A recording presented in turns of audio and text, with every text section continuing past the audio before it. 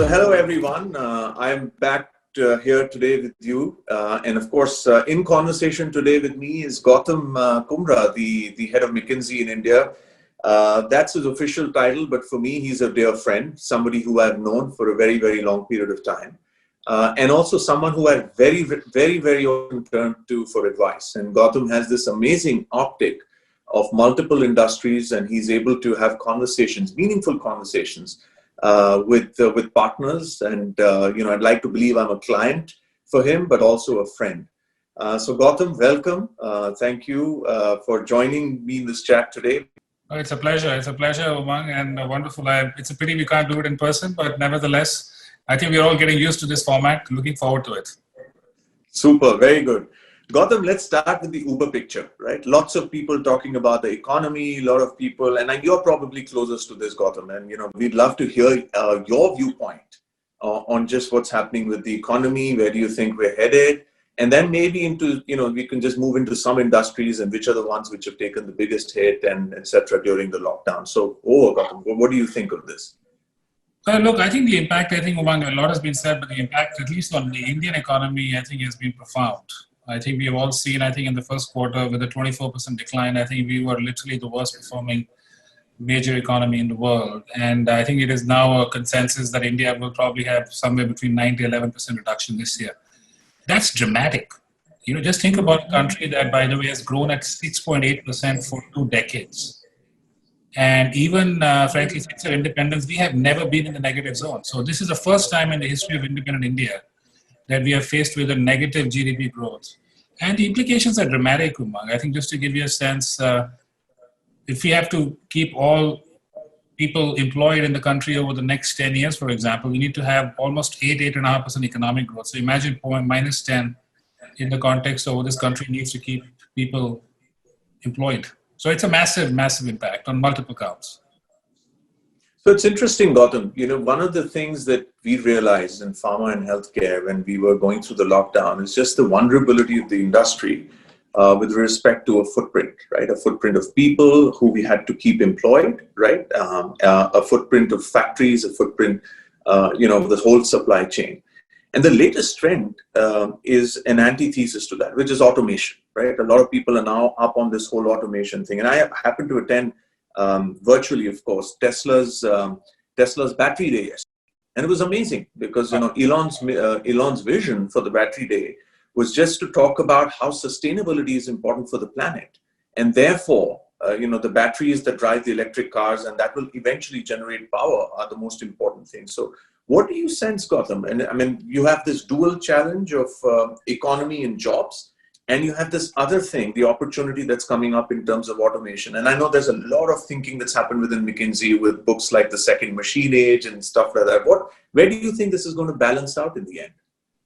I make 2 observations, Umang. I think firstly, contrary to what most people believe, I think productivity and employment growth have to go hand in hand. If I think about India has to grow at 8.5%, I use as an example, that requires, by the way, employment to grow at about 1.5%, 2%, and productivity to grow at about 6%. So 1.5 plus 6.5 equals 8%. Now, most people find this a bit counterintuitive because they think that if productivity grows, and that should result in job losses. Actually, if you look at the history of the world, you look at what happened in China between, say, the late 90s and early part of the century, manufacturing GDP in China grew at 16%. Which was 2% employment growth and 14% productivity growth, right? And you've seen the same, by the way, you live in the US. If you look at the US retail sector, same happened there. What happens is when productivity grows like that, you see that resulting in better incomes, that creates more demand, and that actually creates demand for jobs.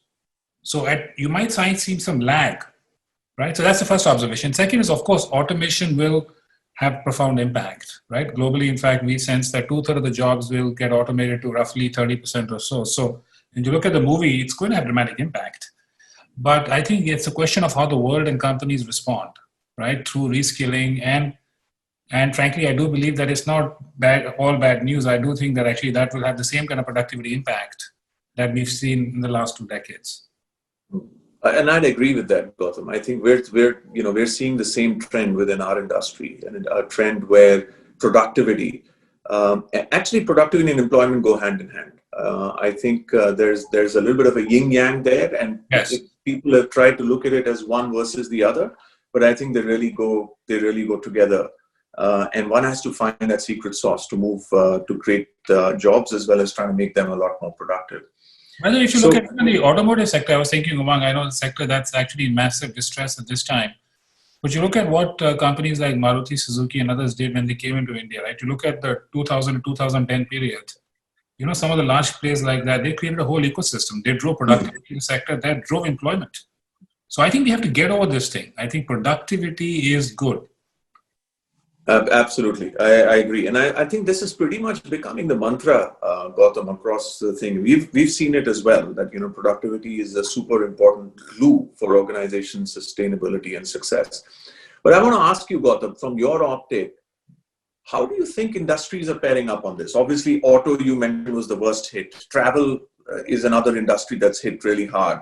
What do you think is happening there? What kind of structural shifts are you seeing in the economy, across industries? I think, Umang, at least we are seeing two things happening. One is there is polarization happening across sectors. So I think if you look at the movie and you look at it in terms of either market capitalization or economic profit, what you're finding is that there's a greater skew as this crisis is unfolding. There is a bigger skew across sectors. So what you find, for example, on one extreme, and thank God you guys, the pharma sector is actually on the right side of the curve. By the way, technology is another one. You look at companies like Infosys and TCS, they're having their, frankly, all-time highs like you're having in pharma. So I actually think that sectors that have been less exposed to only the domestic market and frankly where the, pharma is a unique one because I think everyone that is resilient to crisis or not. But I think we're seeing one set of sectors like IT, telecom, and pharma that are actually, frankly, in some ways getting momentum because of the crisis. On the other side, I think the usual suspects, we've seen it, but I think I would point out auto on top of some of the usual suspects around travel, logistics, and so on that are facing distress. The other thing, Umang, is also the polarization across companies in the same sector. That's also increasing. So, and I think it's a cause of concern because some people are worried that it's a few companies that are actually hogging majority of the economic profit, and is that good or bad? But we are seeing that. But so if we come back to some of the industries in India, which are a lot more fragmented, Gautam, do you think this is eventually a shakeout, a consolidation, sort of an inflection point for a lot of companies? Well, two things I would say at the macro level, Umang. I think one of the things, our sense, if I take slightly longer lens, India needs 3 times the number of large firms for it to achieve its potential. And today we have about 600 companies in India, more than $500 million in size. Right, for India to grow at 8.5%, our sense is you need about 2,000 such companies. Wow. The problem in India is that we don't have enough of these large firms because we actually have a missing middle problem in India. In fact, surprisingly, I don't know if you know this, but if you look at all the companies between $50 million to $500 million in size, India has less than half of what it needs. Yeah. When you benchmark that. So I think what you actually need to do is you need to encourage entrepreneurs to become mid-size and mid-size companies to become large. So that has to be, frankly, if you ask me, like China, a bit of a national agenda. Having said that, sector by sector, the story is going to be different. Some are extremely fragmented, and I think they will get consolidated now because there is going to be a flight towards quality, and talent will also fly to safer pastures. I think others are already quite consolidated. Look at the telecom industry. It's really, there's not much more room left. I think you have a 2.5 years. So I think it varies sector. Pretty much across the world too, Gautam. I think telecom is consolidated very strongly across the world as well. That is true. I think India was an untenable position, as you know. I think, but yes, now it is. Now it's more sensible. So Gautam, let's come to a favorite topic. Reimagine versus execution, right? So a lot of companies, and at least even us, we are spending a lot of our time in reimagining, but at the same time, you've got to keep the shirt on. So there's a huge amount of focus on execution at this time. Do you have any sense of how these ratios are actually operating between the two? Because reimagination is a lot of recreating. And I think a lot of reimagination is happening around business model innovation at this point in time. But do you sense that there is a change in the balance? For example, pre-COVID, I would like to think people had this reimagination thing, but it was over a longer time period. And now we're really drinking at the end of a hose pipe, including in pharma, where we're trying to reimagine while we're trying to solidly execute. You have any advice, Gautam, for people, industries that are planning to do that? You see, particularly in pharma, I think among you have the privilege, right? Because I think unlike if you're in logistics, some people are forced with their back against the wall. I think they have to imagine if you were an offline retail player today, I mean, unless you go online, you have no business, right? So some people are forced to reimagine because they have no future to continue the way they've been competing. I think in pharma industry, to some extent, I think it's a choice because you have the privilege, industry has the momentum, but I think you, as somebody told me, you should change most when you don't need to, right? Because then you have real Well choices, said. right? So Very well said. then you have real choices. So and I think pharma industry has the potential to reimagine massively. Look at operations, for example. Pharma industry historically has been bottom quartile. You know that. You and I often talked about benchmarking. Automotive is top quartile, pharma is bottom quartile. So pharma has had the need to reimagine operations for a long time.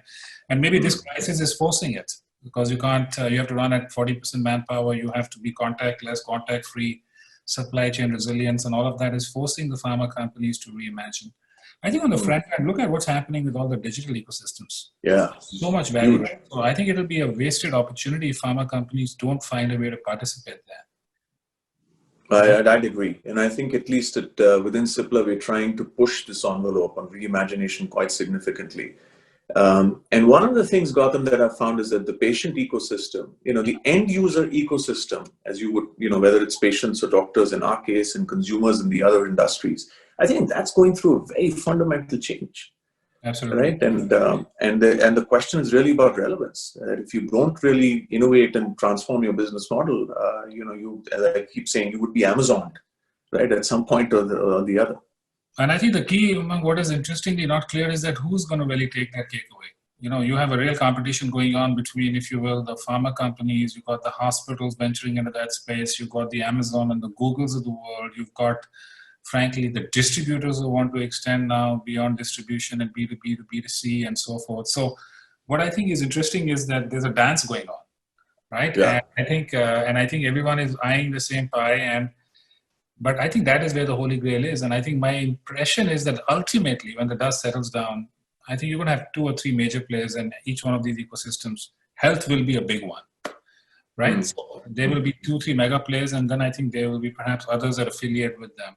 But I think Cipla has a wonderful opportunity given the brand recall and the position you have cultivated over decades. I actually think, I hope, the company finds some way to participate in that ecosystem. Yeah. And Gautam, in terms of just the overall industrial environment, what do you think are lessons that China or an ecosystem like China had for innovation, an ecosystem they had for business model innovation? What can rub off on India from that? Because I certainly think that, remember you just started by saying there is a missing middle in India, right? But in China, some of these domestic firms have really done remarkably well, right? I mean, they've become huge. They're almost competing at the level of US companies now. So how does one, inculcate that thing? Do you have any input there, Gautam, on what we could be doing better? I think there are many implications among that. I think there are multiple levels, right? One is you have to create the right enabling environment, right? So look at even infrastructure. Because China, I think to me, the first learning from China is that you have to make the economic objective as the paramount objective, even more than social objective. For example, there's a lot of debate in India about inequality and so on. But frankly, unless the economy grows, nothing else will matter. So I think capital objectives, the way China said, infrastructure investment, and that's the need of the hour because that has ripple effect on productivity and competitiveness. You'll be surprised, Umang, if you look at power tariffs, India commercial power tariffs are amongst the highest in the world. It's the only country where commercial tariffs subsidize residential tariffs. Look at land prices. India has amongst the highest land prices. So if you have high land price, high power costs, and labor issues, you're never going to be competitive. Yeah, if you're not competitive, you can't create the surplus, then how are you going to invest in innovation? So I think it's very fundamental. I think China has always had this also national objective to build global champions. You look at the top 9, 8 tech companies in the world. I think they're all US or Chinese. There's not a single Indian one. That's true. That is very true. And we have to think about, do we want it to be that way? Is that sustainable? Is that acceptable?